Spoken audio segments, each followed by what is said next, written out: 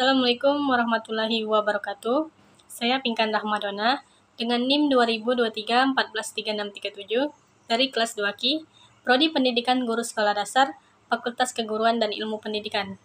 Baiklah, pada kesempatan ini saya akan memaparkan materi dengan tema tentang mengidentifikasi berbagai persoalan di bidang sosial, politik, dan ipteks dengan mata kuliah Pendidikan Pancasila bersama dosen pengampu Bapak Dr. Hendra Wijaya, Sarjana Agama, Magister Pendidikan Islam. Baiklah, materi yang pertama yang kita akan bahas tentang mengidentifikasi berbagai persoalan bidang sosial, politik, dan ipteks. Baiklah, yang pertama latar belakang. Di era reformasi ini, nasionalisme bangsa Indonesia mulai mengalami penurunan, mulai dari kurangnya kepedulian bangsa terhadap kebudayaan di tiap daerah atau kurangnya minat rakyat Indonesia terhadap produk dalam negeri. Persoalan-persoalan sosial dan politik yang terus bergejolak di bumi pertiwi ini bukanlah hal yang sukar untuk diminimalisir, bahkan dihilangkan sama sekali. Walaupun itu merupakan suatu hal yang sulit untuk diwujudkan, namun semua itu mampu kita realisasikan bersama dalam wadah kesatuan Undang-Undang Dasar dan Pancasila sebagai dasar negara kita tercinta. Di era globalisasi ini, jarak pandang semakin luas, membuat dunia menjadi sempit untuk dijelajahi dengan berbagai macam akses yang mumpuni. Disinilah kemajuan teknologi membuat semua kehidupan di dunia saling berhubungan dengan mudahnya, menjadikan sebuah tuntunan bagi kita yang mengikuti arus globalisasi dengan membekali diri sebagai ilmu yang memadai. Baiklah, rumusan masalah yang akan kita bahas yaitu yang pertama, mengidentifikasi berbagai persoalan bidang sosial, politik, dan ipteks.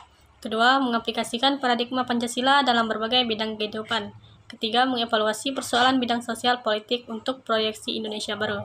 Keempat, memposisikan diri sebagai warga negara yang baik. Pada pembahasan yang pertama yaitu berbagai macam permasalahan di bidang sosial, yaitu kemiskinan, hak asasi manusia, dan kesenjangan ekonomi. Di sini saya akan membahas salah satu permasalahan di bidang sosial, yaitu hak asasi manusia. Hak asasi manusia merupakan dasar yang secara kodrati melekat pada diri manusia, yaitu bersifat universal.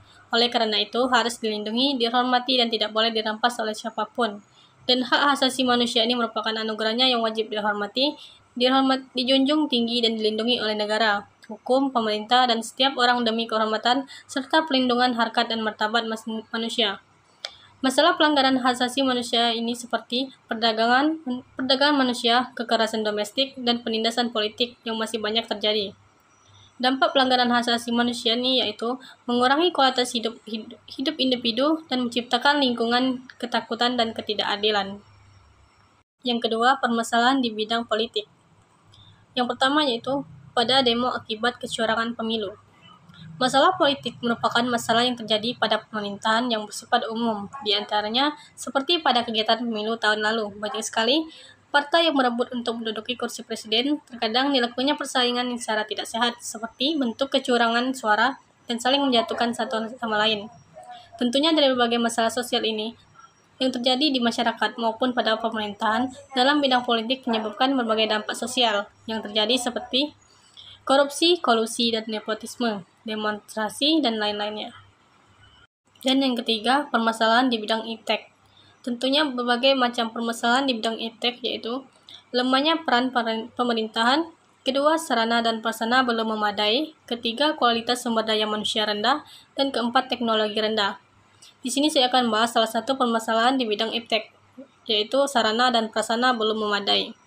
Sarana dan prasarana yang belum memadai juga menjadi salah satu permasalahan yang dihadapi Indonesia dalam perkembangan iptek. Dengan sarana dan prasarana yang lengkap, maka inovasi dan penemuan baru di Indonesia dapat meningkat. Sebaliknya, jika sarana dan prasarana yang kurang memadai akan membuat Indonesia menjadi tertinggal dari negara lainnya. Adapun solusi yang dapat dilakukan untuk persoalan di bidang sosial, politik, dan ipteks ini, yaitu yang pertama, kerjasama multisektor, yaitu mendorong kerjasama antara pemerintah, sektor swasta, akademisi, dan masyarakat sipil untuk mengembangkan solusi yang komprehensif dan berkelanjutan. Yang kedua, penguatan kapasitas lokal.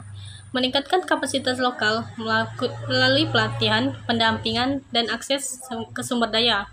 Dengan pendekatan yang menyeluruh dan terintegrasi, berbagai persoalan di bidang sosial, politik, dan ipteks yang dapat diatasi secara efektif dan berkelanjutan, menciptakan masyarakat yang lebih adil, makmur, dan juga inovatif.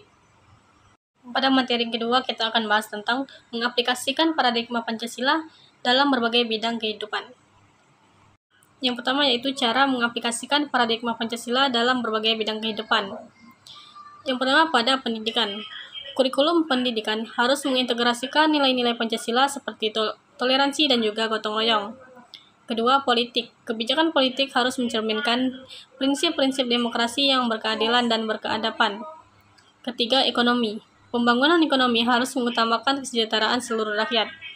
Keempat, sosial dan budaya.